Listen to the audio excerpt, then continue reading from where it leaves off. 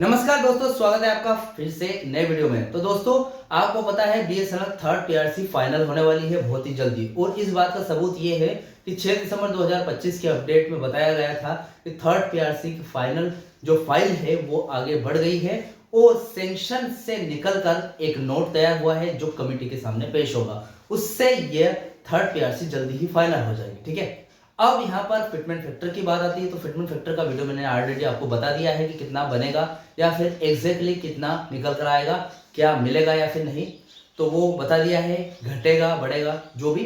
अब उसके बाद यहाँ पर एक और बात आती है जो बहुत ही ज्यादा जरूरी है। थर्ड पीआरसी अगर फाइनल होती है तो इंक्रीमेंट से भी ज्यादा जरूरी बात है। अब 2017 के टाइम से आपकी जो थर्ड पीआरसी है वो प्रभावित थी, ये सभी को पता है। इसके बाद 2017 के बाद 2017 से लेकर 2025 तक, अभी 2025 हो गया, यानी कि 9 साल हो गए थर्ड पीआरसी अभी तक लागू नहीं हुई। लेकिन प्रभावी कब से थी? 2017 से। अब 2017 से प्रभावी थी तो यानी कि 2017 से लेकर 2025 तक का एरियर आपको मिलना चाहिए। वो मिलना चाहिए, वो सही बात है। लेकिन आपको यहां पर बता दूं कि आपका एरियर जीरो हो जाएगा। सरकार ने ये फैसला किया है कि आपका एरियर जो है 9 साल का वो जीरो कर देगी। अगर आप एक बीएसएनएल कर्मचारी हो तो आपको बहुत ही बड़ा झटका लग सकता है, क्योंकि भैया जो आपका एरियर है 9 साल का वो जीरो होने वाला है। ठीक है, अब यहां पर बात आती है कि एरियर अगर जीरो हो रहा है तो क्यों हो रहा है, और एरियर मिलेगा ही नहीं, इसका मतलब ये है। ठीक है, तो आपको वो एरियर क्यों नहीं मिलेगा, इस बात को पूरी डिटेल तरीके से आज इस वीडियो में बताने वाला हूं। तो चैनल पर नया हो तो सब्सक्राइब करें। मेरा नाम है सुनील विश्वकर्मा। जानकारी यूजफुल लगे तो लाइक करके जरूर जाना। चलिए दोस्तों, बढ़ाते हैं वीडियो को आगे। पॉइंट समझ लेते हैं क्या क्या पॉइंट इस वीडियो में। तो दोस्तों, आपको पता है कि मैं जो भी जानकारी लेकर आता हूं पॉइंट बाय पॉइंट समझाता हूं। ठीक है, ताकि आपको वेल एक्सप्लेन हो जाए। तो देखिए, हमारी जो मेन अपडेट है वो 2017 से लेकर 2025 तक का थर्ड पीआरसी का एरियर आपको क्यों नहीं मिलेगा, जबकि 9 साल का एरियर कर्मचारियों के लिए बहुत ही ज्यादा जरूरी है। ठीक है, पॉइंट बाय पॉइंट देखते हैं। पहला पॉइंट रहेगा हमारा नियम क्या कहता है थर्ड पीआरसी के बेस पर। ठीक है, वो देखेंगे। उसके बाद बीएसएनएल का पेज क्या है और कंडीशन क्या है वो देखेंगे। तीसरा पॉइंट रहेगा हमारा एरियर जीरो किया जा सकता है, क्यों क्यों जीरो कर रहे हैं। ठीक है, चौथा पॉइंट रहेगा दिसंबर 2025 की न्यू अपडेट क्या है वो देखेंगे। ठीक है, तो फिलहाल पहली अपडेट देख लेते हैं, यानी कि नियम क्या कहता है थर्ड पीआरसी के आधार पर। यहाँ पर एक बात आती है, बीएसएनएल कंपनी और सरकार दोनों थोड़ी सी अलग अलग है। ठीक है, यहाँ पर बीएसएनएल कंपनी जब जियो ने 4G लॉन्च किया था तब बहुत सारी कंपनी बर्बाद हो गई थी। आपको पता है, एक एयरसेल कंपनी चलती थी, एक टाटा डोकोमो चलती थी, जो जियो अंबानी साहब है उनके छोटे भाई की कंपनी स्मार्ट की सिम चलती थी, वो सब बर्बाद होकर बंद हो चुकी है। टाटा डोकोमो भी बर्बाद हो चुकी है। वोडाफोन आइडिया ने मर्जर कर लिया था और एयरटेल थोड़ी सी बड़ी कंपनी थी बच गई।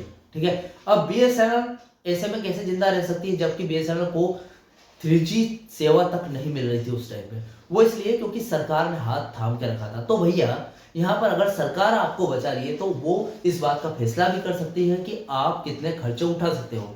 देखिए, यहाँ पर सरकार ने आपको जीवित रखा क्योंकि आपका आपका जीवित रहना बहुत जरूरी है।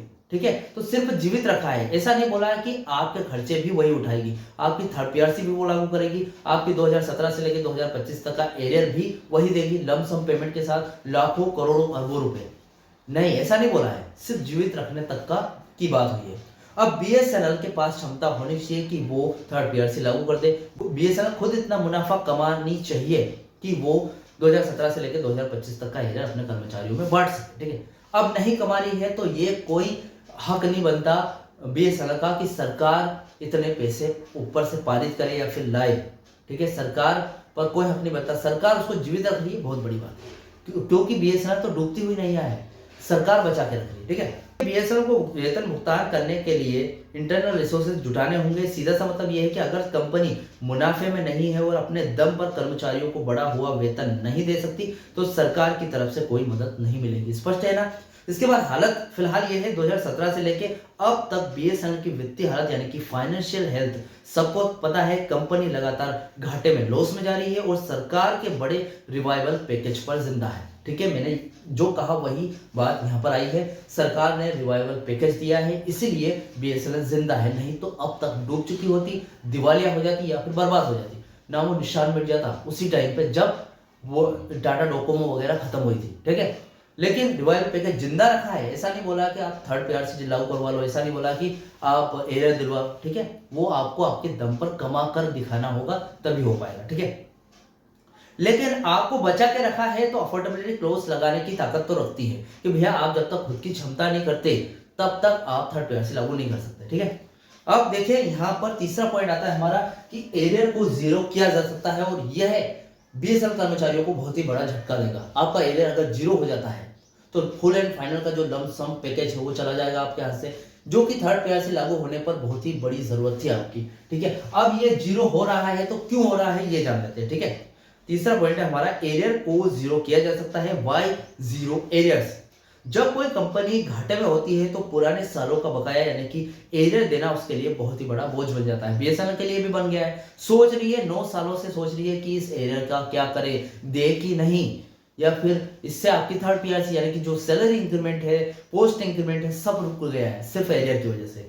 बहुत बड़ा बोझ 2017 से 2025 तक का लगभग 9 साल का एरियर एक बार में देना बीएसएनएल के लिए लगभग आर्थिक रूप से संभव नहीं होगा।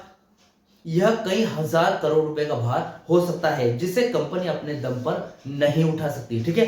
अब सरकार की सोच क्या है इस पर? डोट यानी कि दूरसंचार विभाग और मैनेजमेंट का सीधा सा रुख रहा है, यानी कि वो ये सोचती है कि अगर हम बीएसएनएल को बचाना चाहते हैं तो हमें आगे का देखना होगा, ना कि पिछला बोझ उठाना होगा, ठीक है। उनका स्पष्ट कहना है कि भैया पीछे मत देखो, वो भले बकाया 9 साल का हो या 10 साल का हो या 50 साल का हो, नहीं देखना है हमें। अगर आपको सैलरी इंक्रीमेंट चाहिए, थर्ड पीआरसी चाहिए, तो आप अपने एरियर को भूल जाओ। क्या चाहते हैं आप? मुझे कमेंट बॉक्स में बताइए कि एरियर चाहते हैं कि थर्ड पीआरसी की इंक्रीमेंट सैलरी की, ठीक है, कमेंट बॉक्स में बताना। अब देखिए क्या होगा, इसलिए फाइनल अप्रूवल के समय जो अब दिसंबर 2025 से संभवित है, सरकार या बोर्ड यह घोषणा कर सकता है कि वेतन वृद्धि आज से लागू मानी जाएगी, यानी कि 1 जनवरी 2017 से लेकर अप्रूवल की तारीख दिसंबर 2025 या फिर जब भी जनवरी 2026 में लागू होगी तब तक का एरियर जीरो माना जाएगा।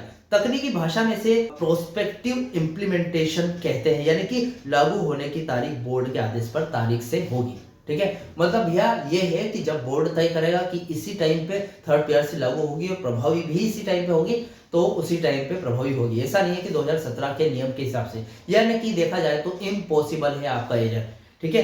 अब चौथा पॉइंट आता है जो सबसे ज्यादा जरूरी है फिलहाल, कि दिसंबर 2025 की न्यू अपडेट क्या है इस जानकारी पर। देखिए नई अपडेट 6 दिसंबर 2025 यानी कि फाइल मैनेजमेंट कमेटी में जा रही है। इसका मतलब यह है कि वेतन संशोधन लागू होने से बहुत करीब है, लेकिन इतनी तेजी से फाइनल होने का मतलब यह है कि प्रबंधन यानी कि मैनेजमेंट ने सभी मुश्किल बातों जैसे कि एरियर मिलेगा या नहीं पहले से सुलझा लिया, ठीक है। अब देखिए लास्ट में कुल मिलाकर बात यह आती है कि वेतन वृद्धि यानी कि पे हाइक आपको मिलेगी, पूरी संभावना भैया 100% मिलेगी। 2017 से लेकर 2025 तक का एरियर मिलेगा, नहीं मिलेगा इम्पॉसिबल है, बहुत ज्यादा संभावना है कि नहीं मिलेगा, जीरो हो जाएगा।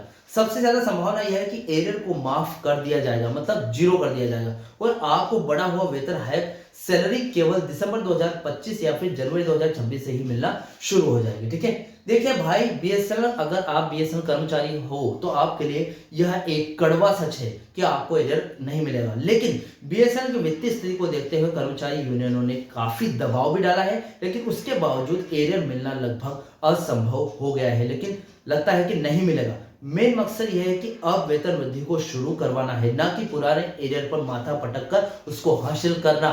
तो भैया बात यह है कि आप एरियर पाना चाहते हो कि अपनी थर्ड पीआरसी, मुझे कमेंट बॉक्स में जरूर बताना भाई साहब, क्योंकि ये जानना बहुत जरूरी है। एरियर अगर मिलेगा तो थर्ड पीआरसी भूल जाओ, क्योंकि एरियर बहुत बड़ा बोझ है कंपनी पर। एरियर रहेगा, थर्ड पीआरसी डिले होती रहेगी और कंपनी सोचती रहेगी कि क्या करे इतने बड़े बोझ का। अगर एरियर जीरो हो गया तो 100% थर्ड पीआरसी अभी से ही लागू कर देंगे, ठीक है।